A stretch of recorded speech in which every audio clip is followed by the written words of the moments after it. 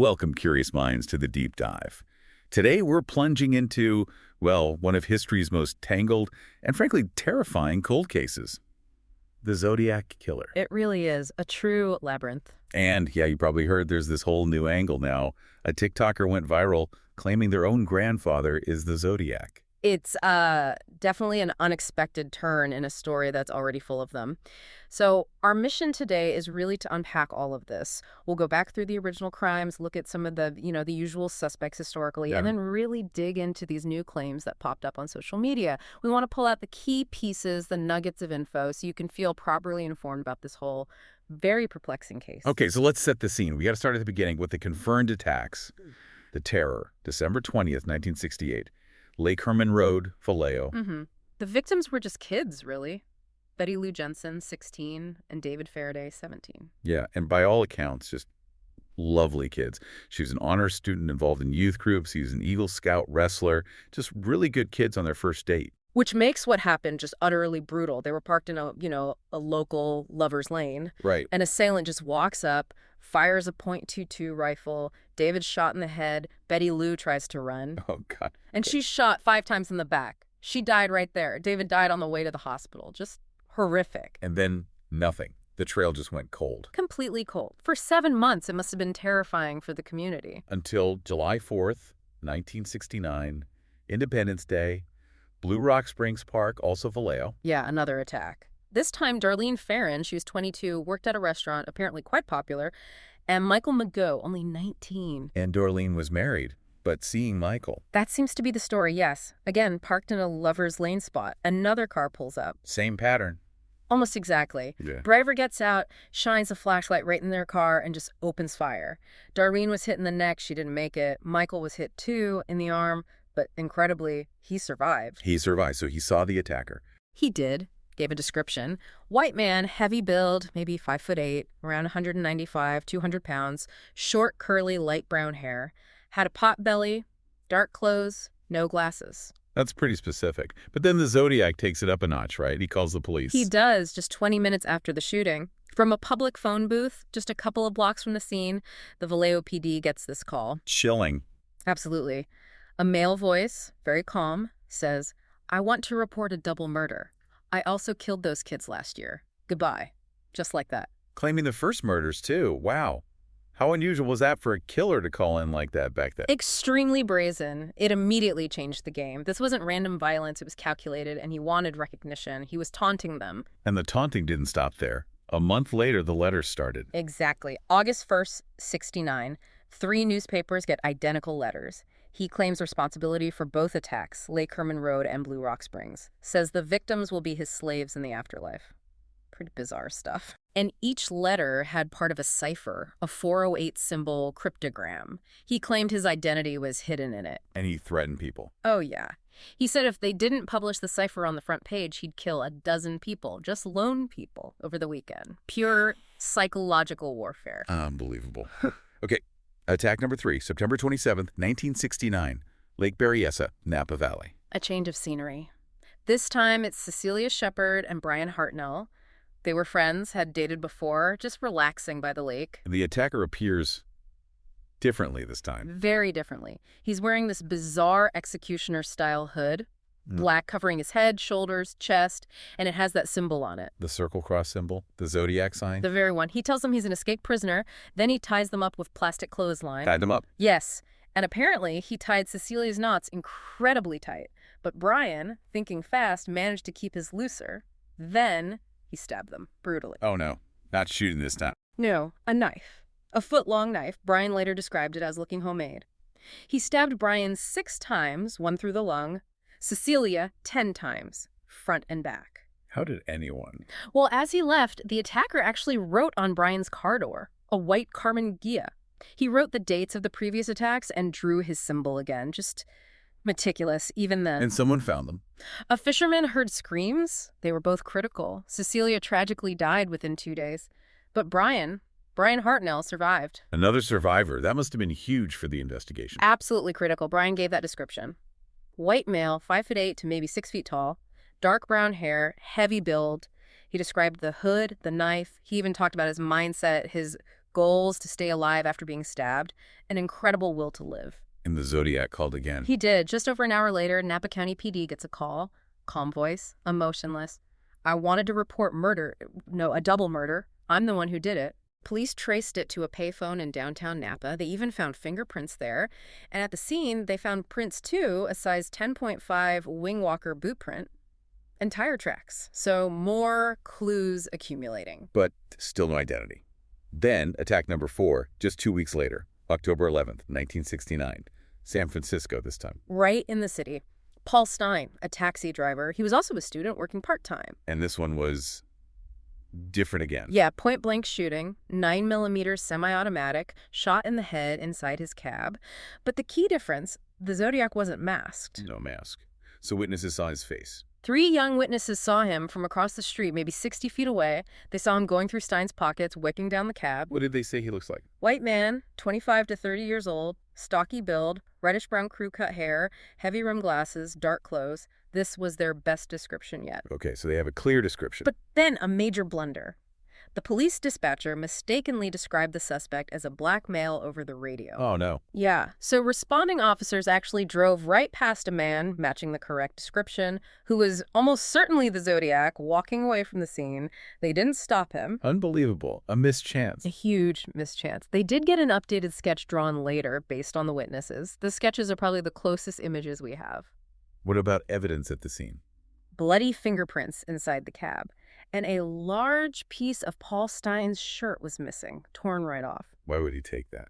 Well, 2 days later, October 13th, the San Francisco Chronicle gets another letter from the Zodiac claiming Stein's murder. And inside, The piece of shirt. the piece of bloody shirt. Proof. And in the letter, he mocked the police again, said they were making more noise than actually trying to catch him. And he made that terrifying threat about shooting up a school bus. Shooting kids. Yeah. Pick off the kiddies as they come bouncing out. That's just pure evil. It really establishes pattern. The violence, the letters, the codes, the taunting, the threats, all played out in public through the media. So we have this trail of terror, these clues, survivors' descriptions, letters, ciphers, fingerprints, boot prints. But the guy just vanishes. His identity remains a complete mystery for decades. That's the frustrating heart of it. So much information, yet no definitive answer. Which leads us to the suspects, right? How do you even start sifting through possibilities? Exactly. Let's talk about some of the big names that have come up over the years. Probably the most famous suspect is Arthur Lee Allen. Allen's name comes up constantly. His connection really started, or was strengthened, by looking back at an earlier murder in 1966. Sherry Jo Bates in Riverside, California. Okay, how does he connect to that? Well, Allen was apparently in Riverside around that time, and later, a Royal typewriter, similar to one used for some anonymous letters about the Bates case, was found at his home. And his background wasn't exactly clean, was it? No, definitely troubling. He'd been fired from a teaching job for assaulting students. Then he moves back home with his parents, just minutes away from where the first Zodiac attack Faraday and Jensen happened. Very close. And then there's the watch. His brother gave him a Zodiac brand watch in '67, the circle cross symbol. Okay, that's a bit uncanny. It gets more direct. A friend of Allen's claimed that back in the late 60s, Allen talked about wanting to kill couples. He talked about taunting police with letters. He even supposedly mentioned using the name Zodiac. He said that before the name was public. According to this friend, yes. And the details matched, using a flashlight attached to a gun for night shootings, wearing disguises, even writing a novel about these fantasies. It lines up disturbingly well with what the Zodiac actually did. Wow. Yeah. What about physical evidence linking him? Searches of his place. They found things. That similar typewriter, yeah. Diagrams for making bombs, letters he'd written threatening school children, which connects back to that school bus threat, right? Right. His shoe size was 10.5, matching the Lake Berryessa prints, and he owned a knife that was similar in description to the one used at Lake Berryessa. That sounds pretty compelling. A lot of circumstantial stuff pointing his way. It is a lot, and people have tried to find more, like, manipulating symbols in one Zodiac letter about the movie The Exorcist to spell out Lee, Allen's middle name, or interpreting a symbol in a Bates-related letter as a Z or the number 32. Why 32? Well, Allen was 32 at one point. He lived at 32 Fresno Street, and one of the Zodiac ciphers had 32 characters. It's pattern-seeking maybe, but you can see why people grabbed onto it. But it was never conclusive. Never. Despite all these circumstantial links, handwriting analysis wasn't a definitive match. DNA tests later on also failed to link him conclusively. They searched his stuff after he died in 1992, but nothing concrete. No smoking gun. So a prime suspect, but ultimately unproven. Frustrating. Who else was seriously considered? Richard Gaikowski. Gaikowski's another interesting one. He had a background that raised eyebrows. Army Medic Service, some thought those skills might relate to the crimes, like maybe knowing how to use torn fabric, like Stin's shirt, effectively, or making weapons. He was arrested back in '65, minor thing, refusing a traffic citation. But he lived only about 5 miles from the first attack site in Vallejo. And by '69, he worked for a newspaper. A newspaper? Like the Zodiac writing letters to? Well, it was an underground counterculture paper called Good Times. Pretty anti-establishment, maybe even pro-violence in some ways. They published bomb diagrams. And get this, they ran a fictional story about revolutionaries fighting police on July 4th, 1969. The same day as the second Zodiac attack. Exactly. And the phrase good times actually appeared in some Zodiac letters later on. Little potential overlaps like that. Weird coincidences. And the office address for the Good Times switchboard, just a couple of doors down from where Paul Stein lived. Okay, that's getting specific again. People also tried to link his name to ciphers, a shortened version, GAIK, supposedly found. But the most compelling piece for Gaikowski, Nancy Slover. The police dispatcher. The one who took that chilling call after the July 4th attack. Years later, she heard a recording of Gaikowski's voice. She identified it, said she felt shocked, like deja vu. She believed it was the man she spoke to that night. Wow, a voice ID from the actual dispatcher. How does that hold up? It's powerful, potentially. Guy. But voice IDs can be tricky, memory fades, context matters. And complicating it, there are other recordings, one of Gaikowski talking about code breaking that sounds apparently quite different from a man who called into a live TV show claiming he was the Zodiac. So there's ambiguity. So, again, suggestive, but not enough. Not enough for investigators to officially name him. The leads just never solidified into hard proof. And then, much more recently, Gary Francis Post.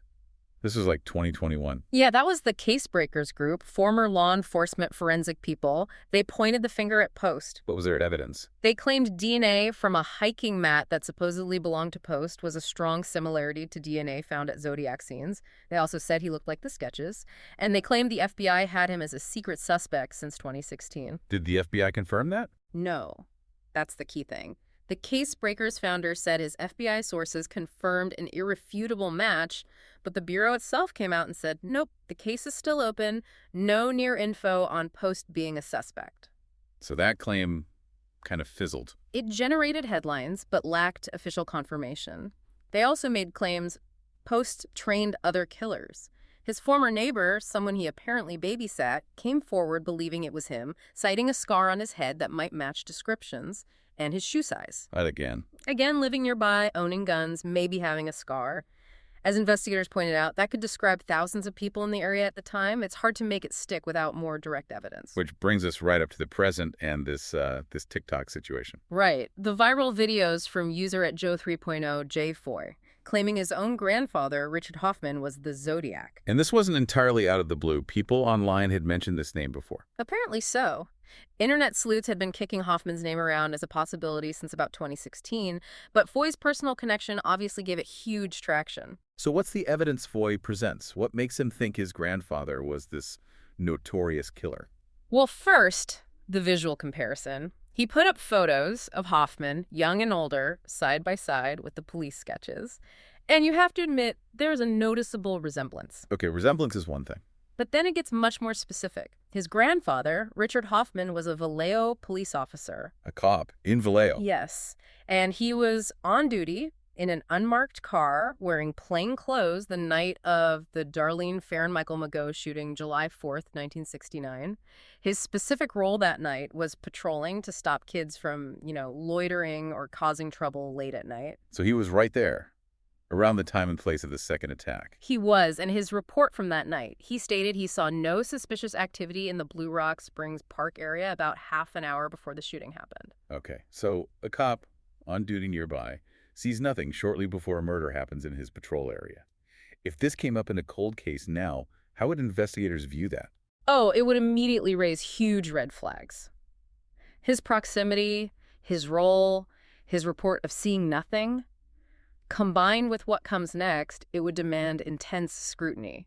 especially the connection to Darlene Ferrin. Right, the victim in that attack. What's the connection? Michael McGough, the survivor, apparently told people that just before the killer's car pulled up, Darlene saw it and said something like, "Oh my God, that's Richard. He's going to kill us both." She knew a Richard. That's the claim.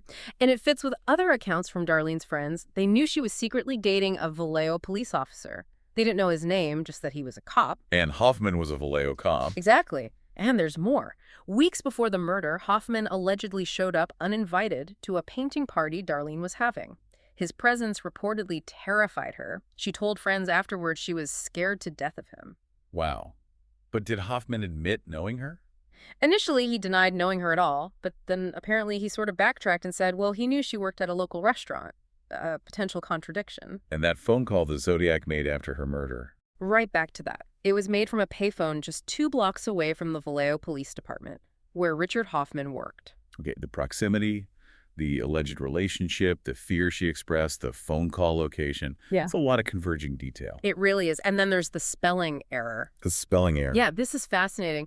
Jay Foy points out that his grandfather, Richard Hoffman, consistently misspelled the word until as until with 2 L's. He did it in his police reports, even in a poem he wrote. And the Zodiac. The Zodiac killer made that exact same misspelling until on 2 separate occasions in his letters. The first couple of Zodiac letters were also noted for having multiple funny spelled words. That specific error, repeated. That seems like more than a coincidence. It's a very specific linguistic quirk. Foy adds that his grandfather apparently hated spelling, wasn't good at it, disliked crossword puzzles, but loved math. So maybe a consistent ingrained error. That links Hoffman's writing habit directly to the Zodiac letters. What about the earlier case, Sherry Jo Bates in 1966? Any connection there? Foy brings that up too. Bates had recently moved to Riverside from Nebraska. Richard Hoffman and his mother were also originally from Nebraska. A small link, maybe? Okay. But the poem. Ah, yes. The poem found under a desk at the Riverside City College Library, near where Bates was last seen. Forensic analysis later confirmed it was written by the Zodiac. Right. That poem was initialed R.H. Richard Hoffman. R.H. Exactly. The poem itself is deeply disturbing, talking about blood spilling, sick of living, unwilling to die. Just wait till next time. And remember, the Zodiac later claimed the Bates murder in a 1971 letter boasting about his Riverside activity. So you have a Zodiac-authored poem linked to a murder he claimed initialed R.H. That's pretty chilling, connecting the initials directly to that confirmed Zodiac writing. It's another one of those points that makes you pause. Foy also described his grandfather's personality controlling, manipulative, unfaithful, said he hated his own mother. Foy himself claims no relationship with Hoffman after age 9, stressing he's sharing this out of shock, not, any kind of pride. Understandable. He also shared audio clips. Yeah, from documentary interviews or recordings involving his grandfather. In one, Hoffman is heard describing a crime scene, talking about a victim's bra fluttering, calling it almost like a poem, describing someone burgling in pain. Foy suggests this reflects that detached, maybe even poetic way the Zodiac seemed to view his crimes. That's disturbing imagery. Very. And there's another audio bit where a friend of Michael McGough recalls hearing Darlene talk about being afraid of some Richard who had a mean temper and might kill them if he found out they were together. Again, reinforcing that narrative. So multiple angles pointing towards Hoffman. Any other theories Foy put forward? There was one more, a bit speculative maybe. The Titwillow theory? Titwillow. Yeah, the Zodiac used that phrase from a song in the Gilbert and Sullivan opera The Mikado in one of his coded messages or letters. Foy points out that the same song also mentions a dicky bird. Dicky. For Richard. That's the leap Foy makes. Dicky bird as code for Richard. It's definitely, like you said, maybe a bit of a stretch. But the fact remains, the Zodiac did explicitly reference the Mikado in his communications. He was clearly familiar with it. So all this evidence compiled by the grandson. What's the goal now? Foy has mentioned wanting to put together a more formal project, maybe a documentary, to lay out all the evidence systematically.